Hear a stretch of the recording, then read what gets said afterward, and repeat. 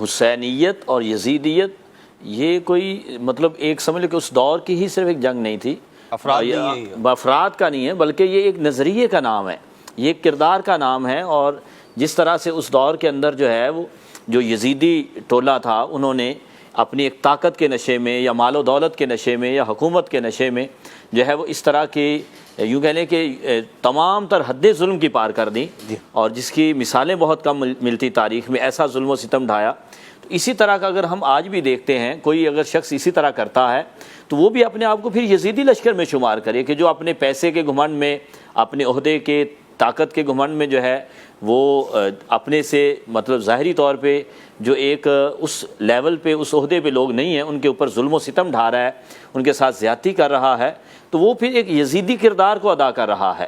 اور امام حسین رضی اللہ تعالیٰ عنہ سے محبت کے دعوے کے لیے ایک تو ظاہری بات ہے کہ اس کا جو محبت ہے اس کا اظہار بھی ہونا چاہیے، کردار میں بھی ہمیں نظر آنی چاہیے، اور ساتھ ہی ساتھ یہ ہے کہ ہمیں اس چیز سے بھی بچنا چاہیے کہ جو یزیدیت کے والے کام تھے، جو یزیدی لشکر اور اس کے جتنے بھی پیروکار تھے، وہ جو چیز اس ٹائم کر رہے تھے، ان چیزوں کو ہمیں دیکھنا ہوگا۔ اب جو ہے وہ ہم سارے کام اللہ نہ کرے یزید والے کر رہے ہوں، اور محبت جو ہے وہ محبت حسین کا جو ہے وہ ہم دعوے دار ہوں، تو پھر ہمیں تھوڑا سا اس میں اپنے بارے میں، ہم کسی کے بارے میں نہیں کہیں گے کہ معاذ اللہ جو ہے یہ یزیدی کردار کا حامل ہے، لیکن ہمیں کم از کم اپنے بارے میں اس پہ غور کرنا پڑے گا کہ ہمارا کردار جو ہے وہ کیسا ہے، ہم کس نظریے کے ساتھ چل رہے ہیں، اور ہماری وجہ سے لوگ تکلیف میں ہیں، ہماری وجہ سے لوگ پریشانی میں ہیں، یا ہم لوگوں کے لیے جو ہے وہ آسانی کا باعث بن رہے ہیں۔ اس بات پہ بھی ہمیں غور کرنا پڑے گا۔ سیدنا امام حسین رضی اللہ تعالیٰ عنہ کی سیرت میں اگر ہم دیکھتے ہیں تو آپ تو میدان کربلا کے اندر بھی لوگوں کو، اور جو ظاہری بات ہے سامنے لوگ تھے وہ بھی دعوے دار اسلام کے دعوے دار تھے، وہ بھی کلمے پڑھ رہے تھے، وہ بھی اپنے آپ کو مسلمان ہی کہہ رہے تھے، آپ نے ان کو جہنم سے بچانے کی وہاں بھی کوششیں کی،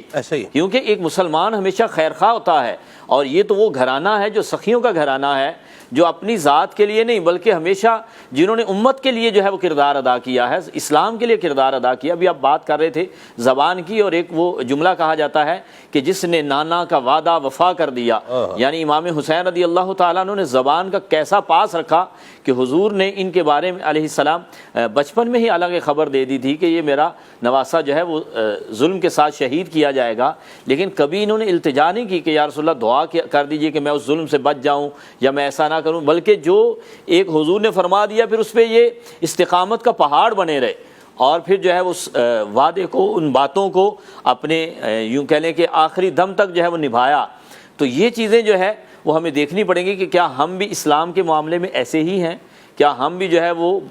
جتنی بڑی سے بڑی مشکل آ جائے لیکن ہم بھی ایک وعدہ کر چکے ہیں، جب ہم نے کلمہ پڑھا، جب ہم اسلام میں آئے، ایک مسلمان گھرانے میں پیدا ہوئے، تو ہم اللہ رسول کی اطاعت کا وعدہ کر چکے ہیں، ہم اسلام کے تمام تر قوانین کو جو ہے وہ ان کی پاسداری کا ہم نے وعدہ کر لیا ہے۔ یعنی یہ صرف ایک کلمہ پڑھنا نہیں ہوتا، یہ اسلام میں آنا نہیں ہوتا، بلکہ یہ اسلام کے تمام تر احکام کو اپنے اوپر لاگو کرنے کا عہد کرنا ہے۔ تو کیا ہم اس عہد کو جو ہے وہ اپنے مرتے دم تک لے جانے کے لیے اسی طرح کوششیں کرتے ہیں جس طرح ایک امام حسین رضی اللہ تعالیٰ عنہ کے غلام کو کرنی چاہیے، ان کے ماننے والے کو کرنی چاہیے؟ اگر نہیں ہے تو پھر ہمیں تھوڑا سا اپنے بارے میں غور کرنا پڑے گا۔